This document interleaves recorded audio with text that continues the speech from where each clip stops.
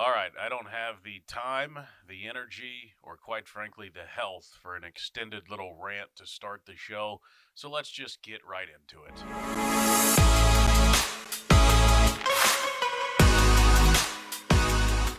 Yeah, you can probably tell by the sound of my voice. Hi, hello, and welcome into episode number 144 of the Ball Don't Lie podcast. My name is Austin Elmore.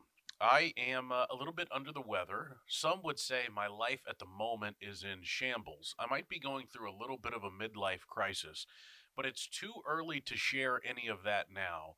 We'll see where life takes me between now and the end of the year.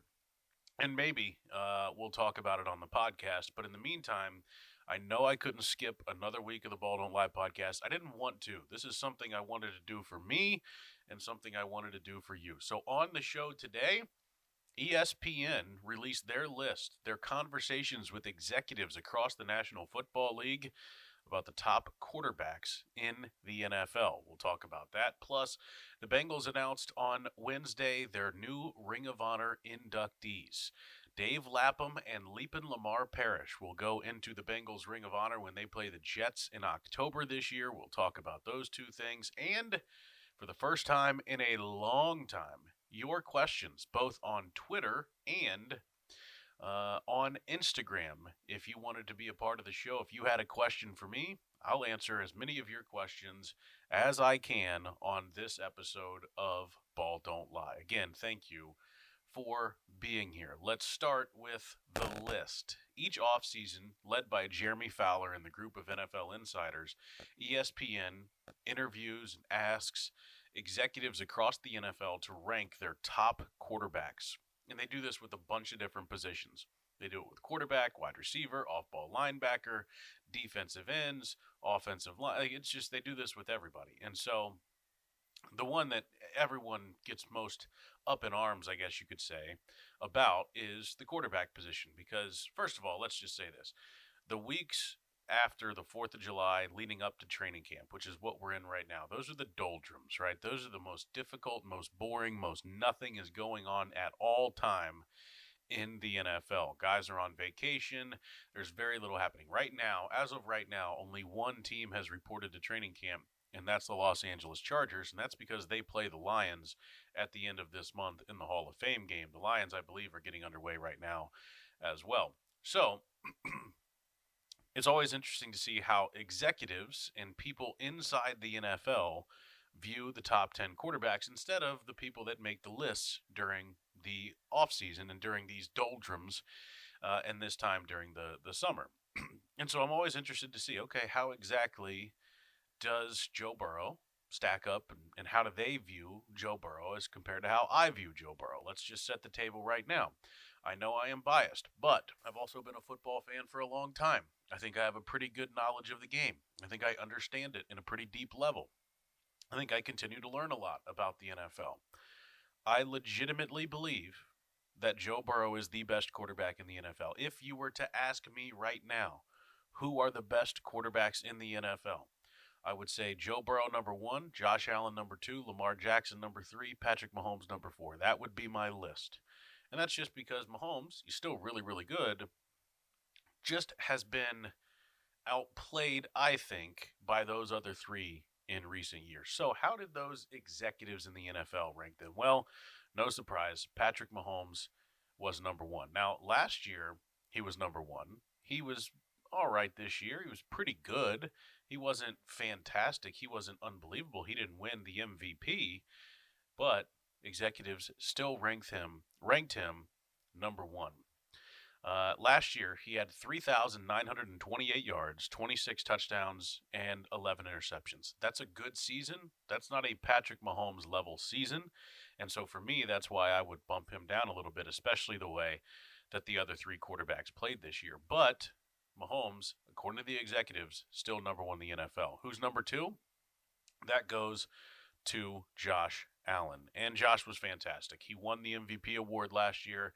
They changed their offense. They made running the football a little bit more of a priority. That opened a lot of things up for Josh. He also got rid of Stephon Diggs, who was a major issue, at least from what I believe in Buffalo's locker room and putting a lot of pressure on Josh. They became a run first, play action offense, and Josh's ability to run and escape the pocket and specifically be effective in the ground game opened up that offense. You couple that with the fact that Josh got a little bit more accurate and stopped turning the ball over. The biggest thing with Josh is that he would do these dumb, weird, make these passes or these plays, and it was just he was doing too much.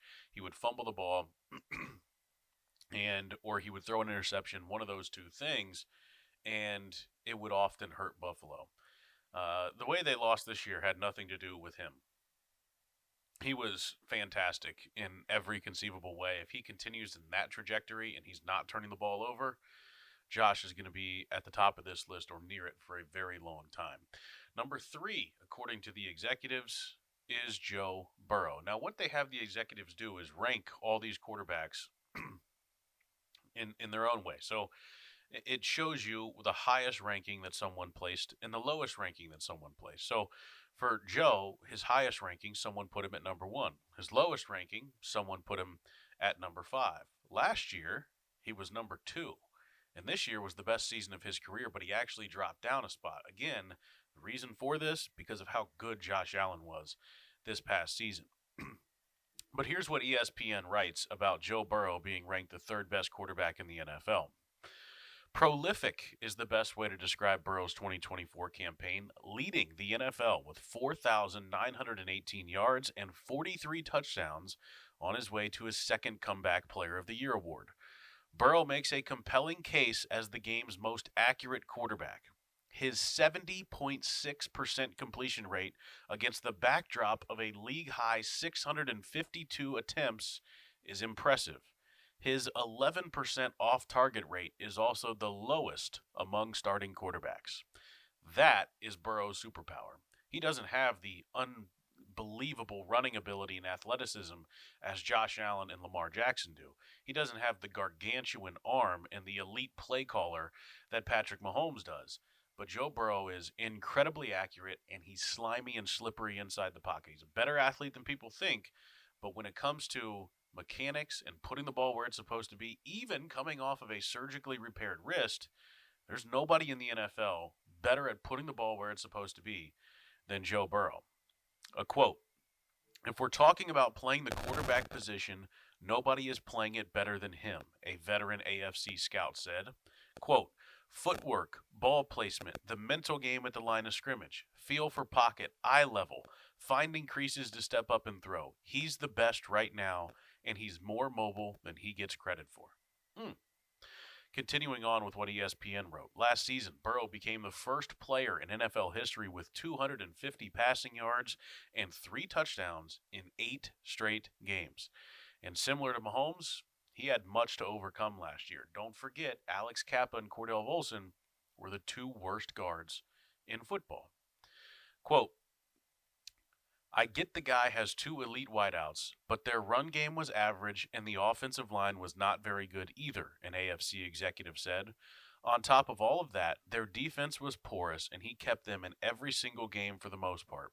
I thought it may have been his best year, but it didn't get the same pub because of other high-profile teams, end quote. That's pretty good stuff about the Bengals quarterback, Joe Burrow. And again, I believe Joe is the best quarterback in the NFL.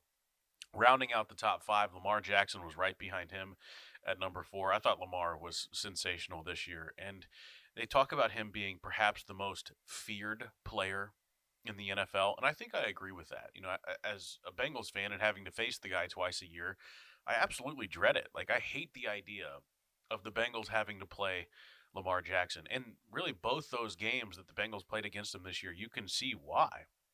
He's just so good and slippery and finds ways to win. He's not always going to be perfect. He's not always going to be, make these incredible throws, but he'll find a way to pick up a first down. He'll find a way to kind of slowly bleed you out. And that's what's so scary about Lamar and on any given snap, he could take it to the house. He's that athletic. Rounding out number 5, which was pretty impressive, is Jaden Daniels of the Washington Commanders. Was a rookie last year and was just absolutely sensational in his rookie season and won the Rookie of the Year award. I'm really interested to see what a second season for Jaden Daniels looks like now as teams have another year to kind of figure him out. So that was the top five from the ESPN executive list. I thought that was interesting, and I don't know that there's not a lot of space in between any of those top four guys when it comes to how good one is or one isn't. Like they're all so close to one another, and they have different skill sets and different abilities and different things surrounding them and surrounding their teams. Lamar has a lot of really good players on his team. Burrow doesn't have as much, but he has two best wide receivers on his team. Josh Allen has a pretty solid offensive line. At least it's getting better, and a veteran defense that is now getting better. A defensive-minded head coach, whereas the other guys are offensive-minded head coaches. So altogether, it's the difference between all these guys is very slim. Like it's fractions, it's marginally, but they're all really good. And this is a golden era of quarterback play in the NFL, and I hope that we are appreciating that as fans. Speaking of appreciation, I thought it was cool that the Bengals this morning, on Wednesday morning, the 16th of July, announced their Ring of Honor class of 2025. It is Dave Lapham and Leapin Lamar Parrish. I think this is the right move. Leapin Lamar was one of the most dominant, explosive, exciting cornerbacks in the history of the Bengals. One of the most dominant, explosive, and exciting players in the history of the Bengals, and was a big part of the success of Ken Riley in the 70s, and was a punt returner, and he scored touchdowns in all sorts of different ways. And he was somebody that deserved to be in the Bengals Ring of Honor without a doubt, as did Dave Lapham. Now, I'm a little bit biased towards Dave because I know Dave. I think Dave is one of the nicest, most genuine, funniest people that I've ever met, and I've had the pleasure of working with. And Dave has been a friend to me at times over the years. So I really like Dave Lapham. He is Mr. Bengal is what he is known as. And the thing with Lap that's so cool is this is going to be his 50th season with the organization altogether. He was drafted by the Bengals, oh my gosh, years and years ago, 50 years ago, and played with the team for a long time. He played every single offensive line position. He played for the team in Super Bowl 16 in Pontiac, Michigan against the 49ers the first time around. He's been the radio analyst since 1986. There's nobody that loves Bengals football more than Dave Lapham. I want to read a couple of quotes from the Bengals release about this. Let me see what we can say here. The most versatile offensive lineman to ever wear a Bengals uniform, lined up to start at all 5 O-line positions during his 140-game career with the Bengals. Most of his career starts came at guard, and left guard is where he was positioned in Super Bowl 16. He has been in the radio booth since 1986. He has wit and boundless enthusiasm, which is the perfect way to describe Lap. And Mike Brown said this about Dave Lapham, quote, "It is rare to have someone who has the continuity with a team that Dave has. He was a smart player who represented us well, and he continues to do so with his work in the media. He has a personality that fans identify with. Dave is someone we are grateful to have in our organization and are very proud to have him in the Ring of Honor." Here's what Lapham said. "This is without a doubt the highest honor bestowed upon me, the honor of a lifetime. I think everyone knows what the Bengals organization means to me. It is extremely humbling to know that the fans selected me to be honored in this fashion. My family and I are extremely grateful to be inducted into the Ring of Honor. It feels like a superlative dream that I have not woken up from yet. I still can't believe it."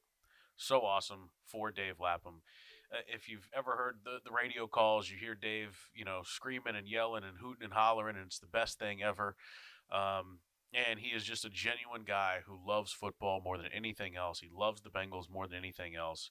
His impact and the way he resonates with fans and his visibility and just everything about Lap is like, that's what it's supposed to be. That's what it's supposed to look like in being a Bengal and being a Bengals fan and supporting the organization. So congratulations to Lap. He is so deserving. And on top of that, Lamar Parrish, some of the information on Lamar, Leapin Lamar, as he's known.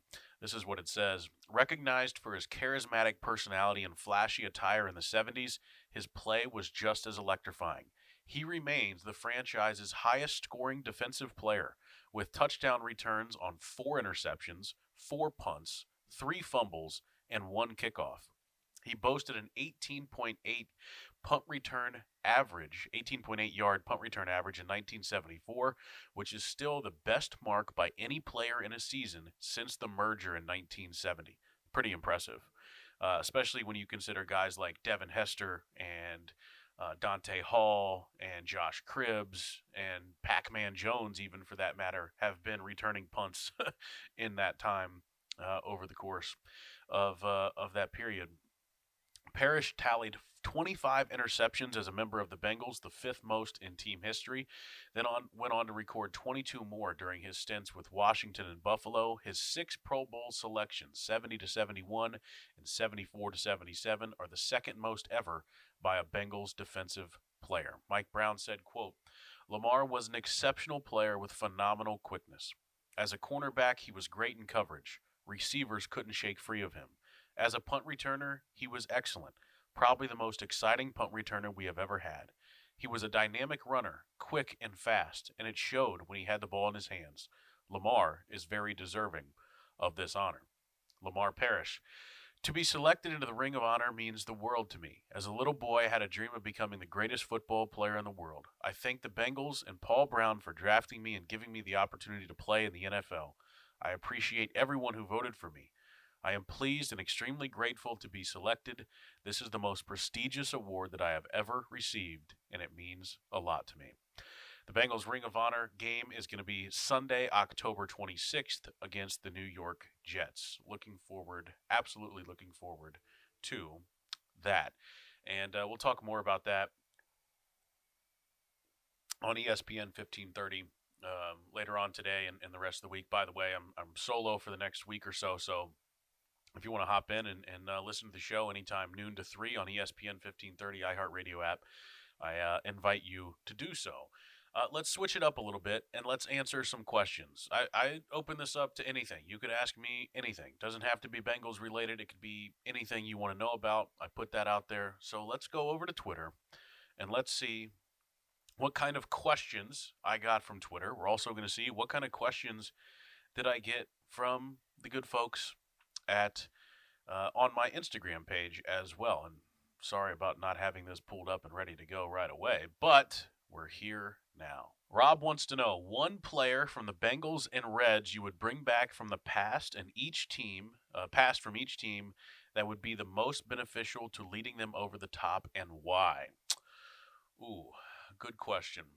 Part of me, I think the first name that comes to mind for me right now with the Bengals would be Geno Atkins, just because they need somebody who can rush the passer. They need somebody who can stop the run. Geno is maybe the most dominant defensive player in the history of the Bengals. I don't feel crazy saying that. And they need some sort of oomph on their defensive line. So the first name that comes to mind for me would be Geno Atkins on defense, just because of how immediately he would make them better on the defensive side of the ball. As far as the Reds are concerned, this is a tough one. Like, there's so many great players that you could go to, that you could lean on. I think the first name that comes to mind would probably be Joe Morgan, just because Joe could do it all. And I would move Ellie to third base. I know this isn't popular for a lot of people, but I would move Ellie to third base. I would put McClain at short. I'd put Joe Morgan at second, stick him in that lineup every single day, and let the cards fall where they may. And I like their odds of being able to win at least enough games to make it into the playoffs in the second half of the season. Question here from Kate. Will the Reds trade for Suarez just so we can hear him say, "Jeem Day" in our dugout again? Man, I hope so. That would be fun, right? You know what's crazy about Suarez? He is still playing on the extension that the Reds gave him all those years ago, and this is the last year of it, which it would be kind of funny to see him come back. You want to talk about a dude that can hit homers at Great American Ballpark? Suarez certainly could do that. I would love to see them trade for him. I hope he's okay. I know he got plunked in the All-Star game last night, late in the game, so I hope he's okay. But I hope they trade for him. I do. I think it would be fun. I think it makes a lot of sense. And quite frankly, I would love to hear him say Jeem Day. Every day is Jeem Day, over and over and over again. I think that would be a lot of fun.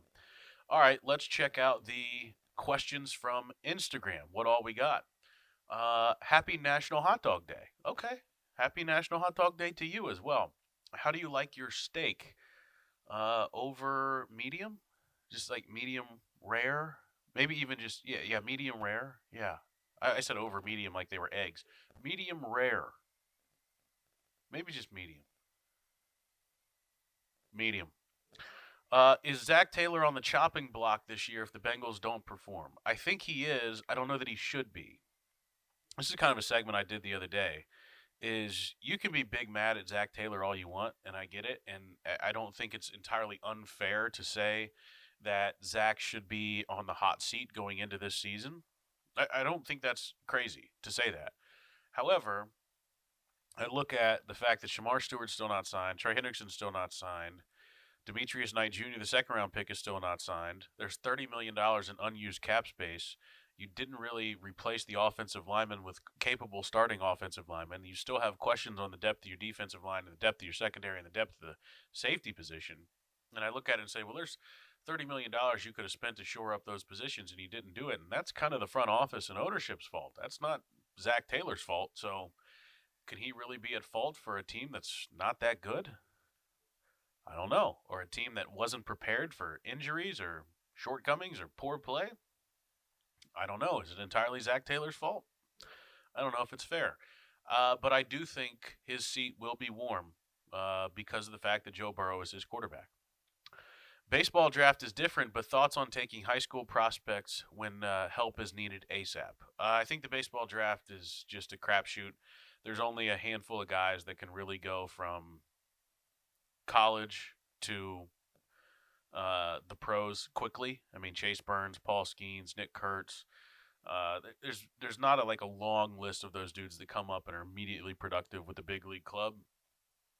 I also look at the way the Reds drafted in 2025 and think with all the high school players that they took, they're trying to supplement the roster 5 years from now, which is when Ellie's going to be gone, McLean might be gone, Hunter is going to be gone, and so on. So I look at all that and I think, okay, well, those guys are all going to be gone by then. By that time, maybe the Reds will have these young guys through the system enough to be able to actually help them. Your USA 2028 Olympic flag football roster, 5 on offense, 5 on defense. Okay, well, offense, I'm going Lamar Jackson, Jamar Chase, Justin Jefferson, George Kittle, and Saquon Barkley. Those are going to be my 5 on offense.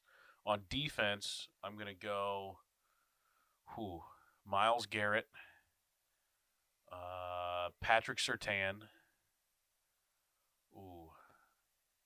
I feel like I need another corner. I'm going to go Cooper DeJean.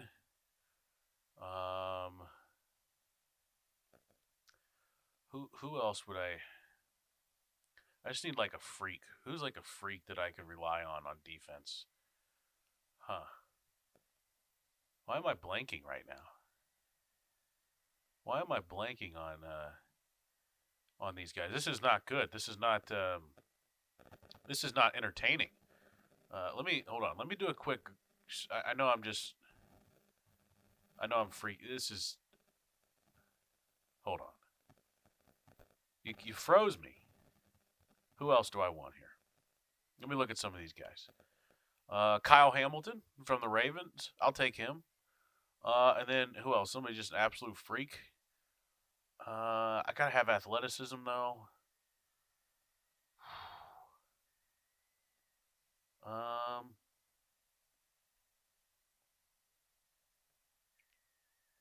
This is terrible. You guys are mad at me probably right now. I don't blame you. Let me just go with someone like Khalil Mack. So I'll go Khalil Mack and Myles Garrett, Patrick Surtain, Cooper DeJean, and who was that other person I said? Kyle Hamilton. I'll go with those guys. How about that? That work for you? That's embarrassing. My brain just froze up right there. Are fossils ever on your mind? They should be, according to Joe Burrow. You should be thinking about fossils all the time. I can't say that I think about them very frequently, but I have more now because of Burrow. Last one. If the Reds make the postseason, it will be because of what? it will be because Matt McClain and Spencer Steer played like Matt McClain and Spencer Steer from 2 years ago, and they actually produce offensively. That will be why. They need right-handed hitting to consistently produce in the lineup, and they just haven't gotten that. And Matt McClain, I think, is a key to all of it. Spencer Steer has shown flashes of it. I wonder about TJ Friedel hitting a wall a little bit. I wonder about Ellie hitting a wall a little bit. And other than that, consistent right-handed hitting just hasn't been a part of the lineup, and it's hurt them multiple times. One of those two guys is going to at some point have to put the team on his back and carry them through a stretch. And if they don't, I don't know how good season's going to end up for the Reds, especially if they don't make any moves. And I don't really expect them to make any moves because that's who they are. All right. Thank you so much for listening, for submitting questions. Please share this podcast with somebody. Tell them about it. I apologize for my voice. I apologize for it being up a little bit later than normal. I took NyQuil last night, knocked me out. I slept in until 8:40. That's the longest I've ever slept in my life. I apologize for that, but I feel a little bit better. Share it with somebody. Please follow me on anything and everything at Auty Elmore, AUTYELMORE. And listen to me weekdays, noon to 3. I co-host Cincy 360 with Tony Pike on ESPN 1530. You can listen on the iHeartRadio app and search ESPN 1530. You can also find me weekends sometimes on 700 WLW, iHeartRadio app as well. Thanks again so much for listening. Have a great week. Next week, training camp, baby. Training camp. I think I'm going to do something special for training camp. I'll tell you what it is next week as well. This has been episode number 144 of the Ball Don't Lie podcast. My name's Austin Elmore, and as always, have fun, be safe, go Bucks.